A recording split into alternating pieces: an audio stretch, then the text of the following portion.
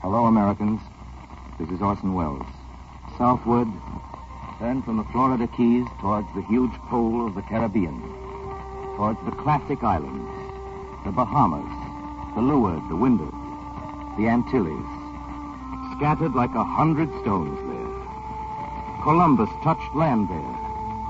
San Salvador and Cuba, stepping stone for the conquistador.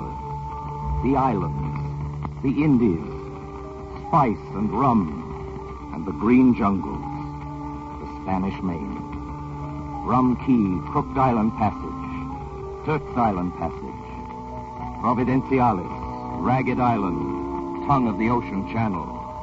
All the names written in blood and legend, named for the mood of massacre, the sweep of the sea, named for heroes and hell. Between the finger of Cuba to the west and the small island of Puerto Rico to the east, before the islands stream out like a comet tail southward, lies the island of Santo Domingo, the Dominican Republic, and Haiti.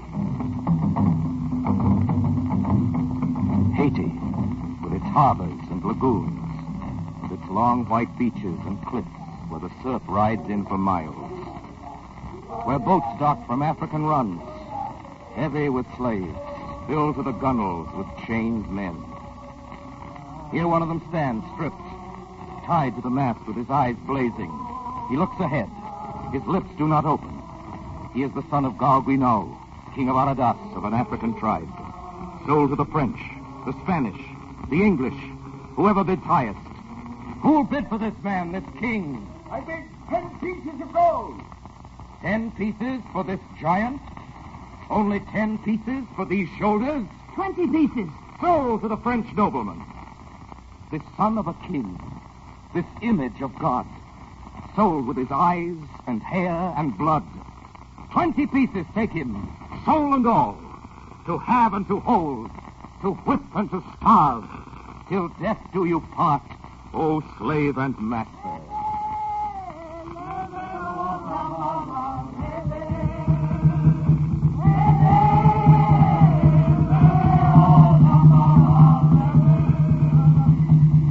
Haiti, the haunted island.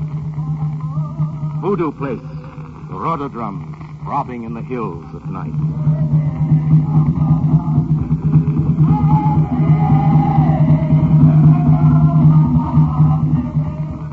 And this, too, this is Haiti. Liberty cannot subsist without toil. That, too, was Haiti, is Haiti. The voice of Toussaint Louverture, whose father was a king in Africa, who lived to see slavery die in Haiti.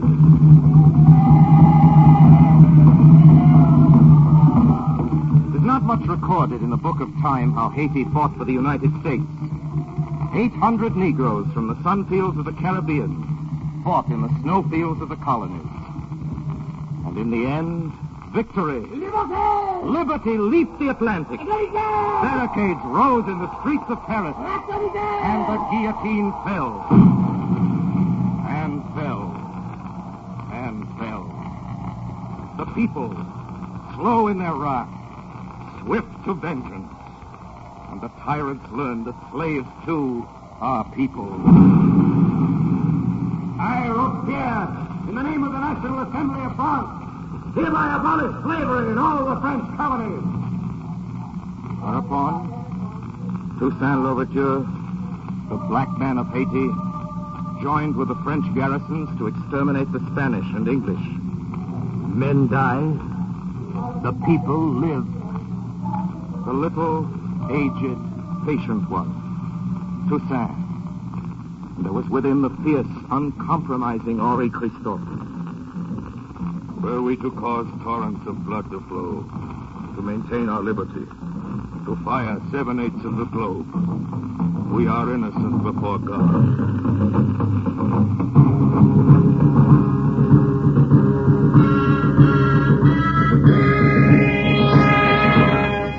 And it came to pass that the black men of Haiti were visited by the English commander. I had imagined you a different man, Toussaint. We are all the same man under God. Come over to our side. You will be king of this island. Stay with us, Toussaint, and be rich. I am rich. I have a wife and many sons and the love of my people. Are there other riches? If so, the slave has not the wisdom of the master. I tell you to take your troops home, to leave our harbors under your own sail, or else we shall give your sails a more dangerous wind. You will buy and sell us no longer. The slave trade is over. We come to a new century. Mass was said in all the churches. Santo Domingo and Haiti were independent, with loyalty to France. Toussaint was governor, and a constitution was drafted in 1800, prepared for dispatch to Napoleon by the Council of the Island. How shall we address the dispatch? His Most Reverend Excellency, or Majesty. That is it. Your Majesty. We shall give him the most respectful of all salutations. To Citizen Bonaparte, First Consul of the French Republic.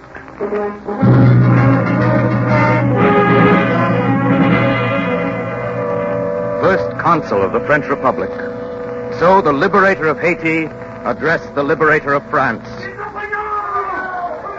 In France now was young Simon Bolivar, soon to be called liberator in South America, to be called in history the liberator, and to deserve the name. This Napoleon, he is a very great man.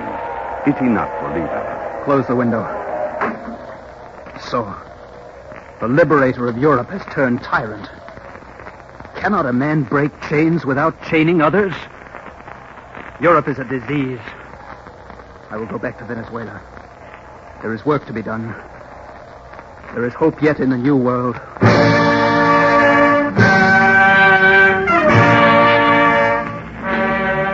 They helped Bolivar in Haiti, lent him money, and gave him refuge. In all the Americas, the kings of Europe were the common enemy.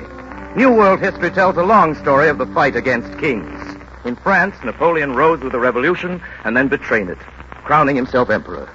In Haiti, Christophe rose with a revolution, and Christophe crowned himself emperor. Have you heard of La Ferrière, the great mountain fortress? You can see it today from your Pan American clipper. Christophe's Citadel. The Citadel. Ah, yes. My father died building Christophe's Citadel, and his brothers, and my mother's brother. Never had such a fortress been built in such a place, high on a cliff. Its mighty prow streamlined like a battleship's bows.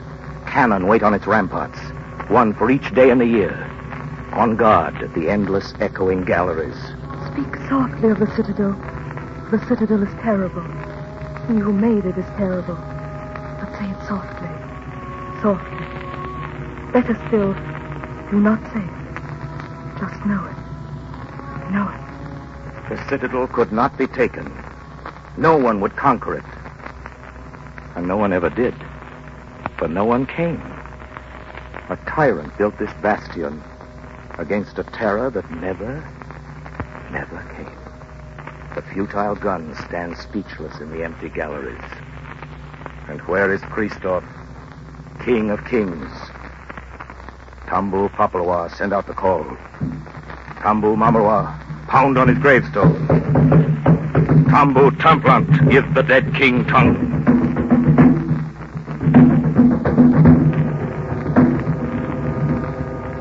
I heard the drums call down the sleeping years. I walk again. Christophe, the king. Henri Christophe, monarch of the north. Black man. Christophe, king. I fought with Toussaint. I ate at his table. I learned of those things men set down in their books. It is not given to me to read. Such things are dangerous for slaves. But I became king. I had a gold carriage and fountains and baths, Roman baths. A small fat dwarf to make me smile when I was sad. And I was often sad. My ships carried cargoes of cotton and rum and gold and indigo, silver and spice. And brought me back velvet and satin and silk. And cannons and powder. And swords and pistols and muskets to back my lords. And a white man from France to hide my gold. Majesty, you sent for me? I'm out here on the terrace. What information? The last one died an hour ago. We had no chance to talk. None, Majesty. I took them to my quarters where a feast was spread in celebration of the sealing of the treasure room. How did you do it? Poisoned wine? Yes, Majesty. We drank a toast to the great secret. And they are all dead? Yes, Majesty. We alone know where your gold is buried. Only Christophe the king and Dupont the engineer. The secret is safe with me, Majesty. I've sworn on my honor. 60 million francs. A great price. Majesty, the honor of a gentleman is above price. Your friend General Brunet, a gentleman? Oh, but assuredly, he's my kinsman. Toussaint Louverture is not my kinsman. He was my friend. Majesty, I don't understand. General Brunet gave Toussaint his word of honor that Toussaint would leave with safety after the parley. Do you recall what happened to Toussaint? I hear Napoleon gave Brunet a medal for doing that honorable thing. He says your kinsman? By marriage only, Your Majesty. And after what you've told me, I renounce him. He's a man without honor. Honor? Renounce? I'm sometimes glad I was never taught to read words or write them. Deeds. When you do a thing, it's done. You can depend on it. Are you cold, Monsieur Dupont? Why, it's the night wind, Majesty. If Your Majesty pleases, I'll go to my quarters. The night wind is cold. Yeah, take my cape. I have my things to set in order. I find the night wind soft and warm. My ship sails at dawn, Majesty. The bon chance. Yes, it sails with the morning tide. With Your Majesty's permission, could we talk less near the edge of the parapet? I'm troubled by a vertigo at great height. I once marched a company of soldiers off this battlement to impress a British general with the disciplining of my troops. Rather a costly method of impressing him, was it not, Your Majesty? No, he concluded a peace as the result, and I saved the lives of 10 troops. Nothing is so impressive or final as a deed. Monsieur Dupont. I agree with you. Now may I take my leave? Monsieur Dupont, you addressed me without use of my title. It was without intention, Your Majesty. Sir, I'm a king. You are a commoner. A white man. I have scars on my back that were made by a white man's whip. I was a slave. Is it fair, Your Majesty, to blame all white men because some have used you ill? I've known many white men whom I like. Young Marquis de Lafayette, a good white man. Was a young waiter then in a hotel. Of course, you know that. Majesty, all Europe... Called for volunteers to sail north to join Lafayette, who was helping the Americans. I sailed with 800 other Negroes from Haiti. We helped the Americans win their battle. They were fighting for liberty and equality. So we helped them. But still they buy and sell slaves. And I think now that when white men say liberty and equality, they mean it only for white men. And only those white men who are rich and powerful. The hour grows late, Monsieur Dupont. Completed your work here and have earned the sum I promised you. Shall I send it to your wife? I don't understand. I'm not a thief, Monsieur Dupont. You are too much a man of the world to remain in my service. It is not practical that I show you mercy. In the name of God, Major. I will take my cape, monsieur. I have a fondness for this cape.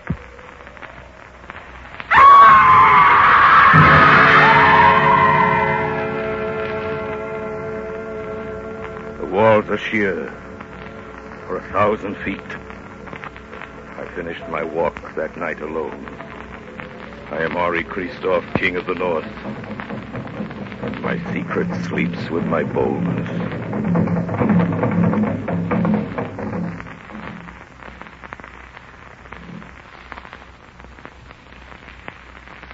Why is it so quiet? I have not heard a cock crow or a dog bark. Your people have killed all the fowls in the neighborhood and taken the dogs and goats to the hills so that no noise will disturb your rest. I feel no pain, Doctor. Only a numbness like a great cold.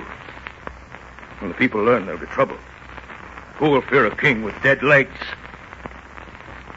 Are there candles burning for me? You think I'll die? It's in the hands of God. I don't trust God. I think perhaps he disapproves of me. Give me medicine. I'm doing all I can. I sent for another doctor who has more wisdom, older wisdom. If you bring a Bokor into the palace, I shall leave. I'll have no dirty witch doctor pawing over my patients. I am still king, Monsieur le Docteur. You are arrogant in my presence and address me without title. You are very sure that I will not leave this bed again. Well, I can kill from my bed. Gilly! Gilly! Bring me my pistols. Wait, Leech. Guards! Stop that walk! Guards! Yes, Majesty. Where are the palace guards? At the gates, Majesty. A mob is forming there. Waste no time. What is the Bokor? I sent for a Pete and Jury. Majesty, none of the Bokors will come. Word is out that the people have cast 1,000 silver bullets. 1,000 silver bullets. Rudder drums are talking in the hills. Keely, go out there and kill every man, every woman, every child in the mob. Someone in that mob shouted, "Down with the king!" Yes, Majesty. Keely! Yes, Majesty. Fetch me my pistol. Here they are, 2 Majesty. silver bullets. Those 2. Here, Majesty. Come back here! Come back here! Keely! Help me! I go to my citadel! Keely! Antoine! Celestine! Celestine!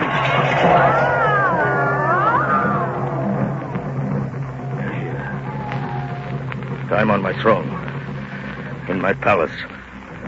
They look for me with their silver bullets. Let them. I have my own silver bullet. They will not find me. Who says a living dog is better than a dead lion?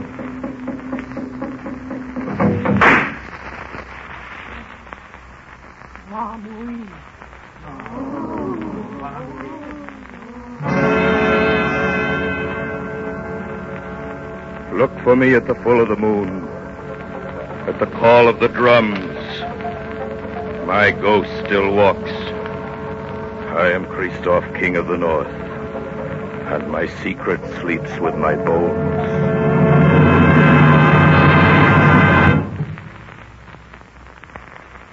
We've just heard from the ghost of the dictator. If time permitted, we'd take you now to the island of St. Helena for a word or two from another dictator. You can't raise his particular spirits with tom-toms, however. Field drums and kettle drums invoke the shade of the Emperor Napoleon Bonaparte. They know the ritual in Berlin. No time for dictators exactly that, no time for dictators. I'd just like to mention here that tyrants multiply. You can't trust an ocean to keep them away any more than you trust one of their own treaties. There simply isn't room enough on our globe for the pettiest despot that ever cracked a whip. So it wasn't enough to say that Napoleon was just too bad for Europe. He was also too bad for America. He was too bad for Haiti, where his bad example made possible the Emperor Christophe. In France, the great plantation owners, in extraordinary session, and after extraordinary deliberation, came out with an extraordinary announcement. If there are to be no more slaves, we are faced with the fact that there are to be no more colonies. Excellent, gentlemen. Perfectly logical the way you stated it, or the other way around. No slaves, no colonies. Well, wittier, we might have credited you with an epigram. What about Napoleon at this moment? Remember the letter Toussaint addressed to him? Citizen Bonaparte. He dares to call me that, citizen? I, who conquered all Europe? I, the emperor, to be called citizen by a slave? And what nonsense have we here? A draft of a constitution? Why has this been allowed to happen? Your Excellency, there is no rebellion. Toussaint Louverture has united the colony for France. I have 25,000 men to spare. They are in need of maneuvers.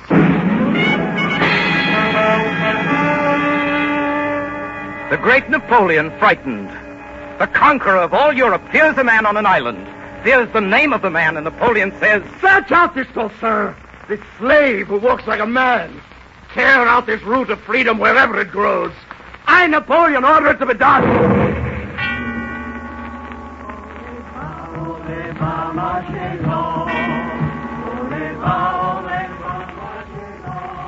While on the heights, over the Bay of Samana, Toussaint looks to the peaceful Caribbean, counting the sails as they slice the horizon and converge to the harbor. His face is calm. His hand grips his sword. I have counted 50 sails, Toussaint. 56, Christophe. 56 messengers of hell.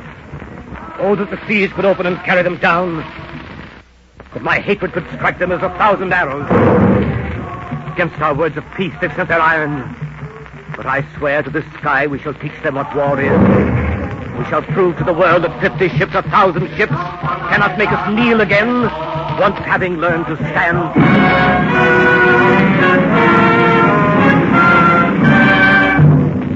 With his own hand, Toussaint set fire to his own beautiful house, while his wife wept. The white man came to conquer easily, but he ran into iron mountains and iron men. He found the granite of freedom and broke an army against it.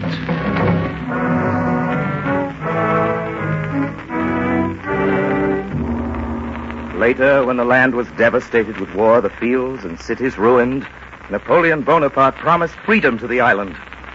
Toussaint, how do you know they won't betray their promises? They're weak. We can strike now and be free forever. I have given my word for peace. I have put my sword away, Christophe. We are not cannibals, but men of honor. And the world must judge us so.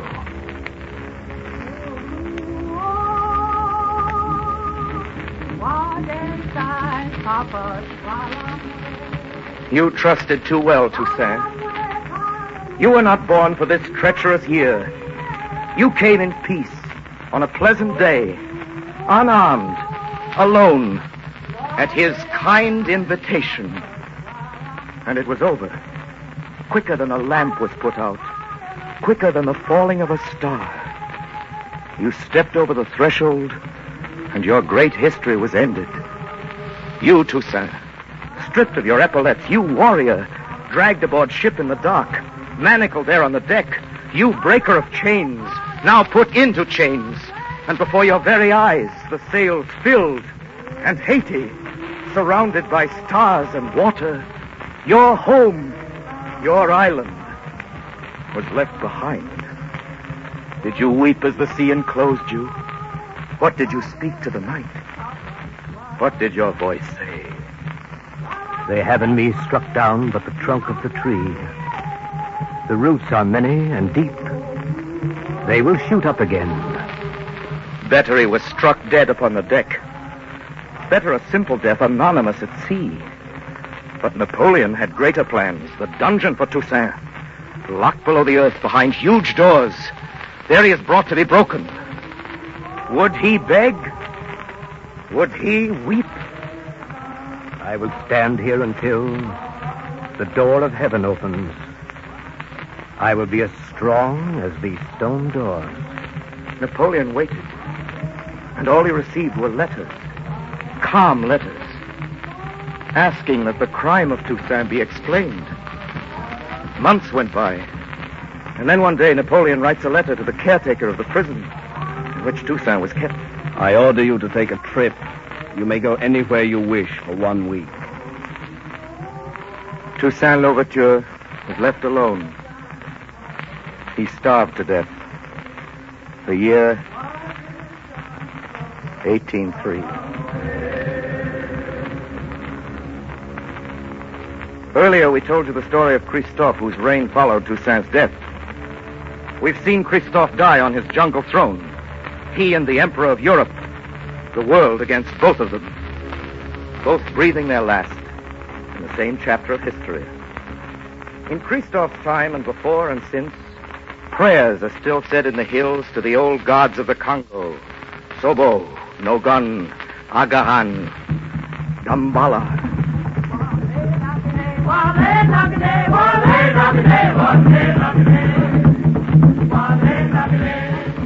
I remember a dark night on one of the islands, driving the mountains.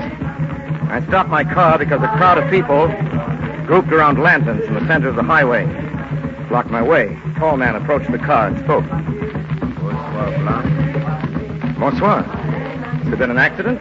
No, monsieur. It is that we are burying a man who has died. Why do you bury him in the middle of a public highway? So the Bocas will be afraid to come and dig him up, make him into a zombie. Tell me, how are zombies made? I would give 10 goods to know. Give. There you are. When a man dies, the Bocas dig him up before the sun rises. They do something secret that only the Bocas know. And then the man's body walks again, and the Bocas sell them to work in the cane fields. Why don't they go to their homes after they're brought back to life? Have they no memory of home? They have no minds or souls, monsieur. Only their bodies live again. They have finished covering the grave, monsieur. You can pass on now. I've told you all I know of zombies.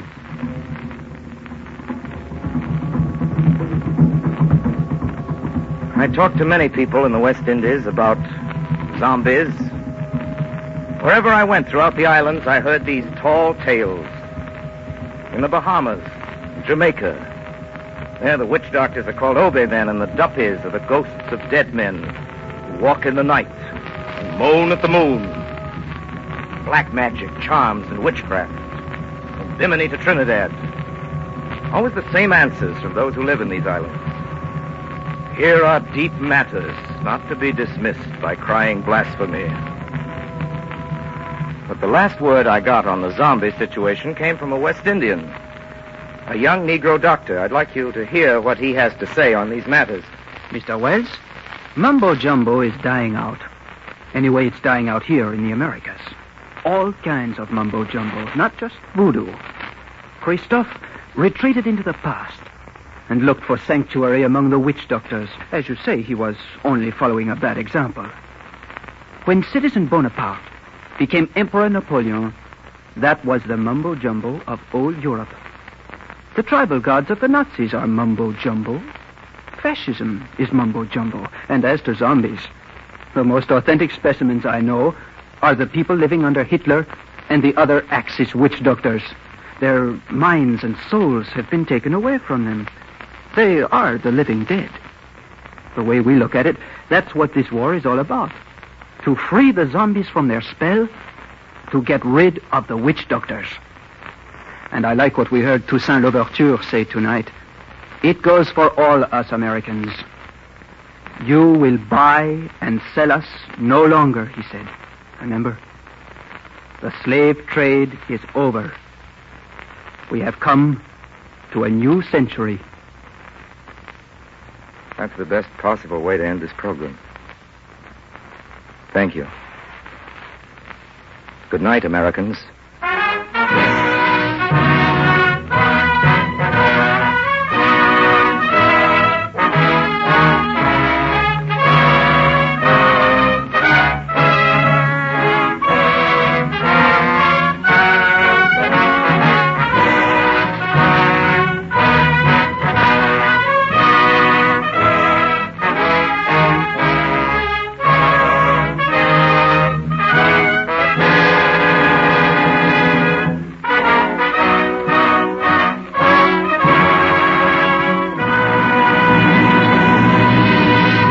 Ladies and gentlemen, you have just heard the third in the series of Latin American programs brought to you by Orson Welles, who has recently returned from an 8-month visit to South America for the coordinator of Latin American affairs. This is the Columbia Broadcasting System.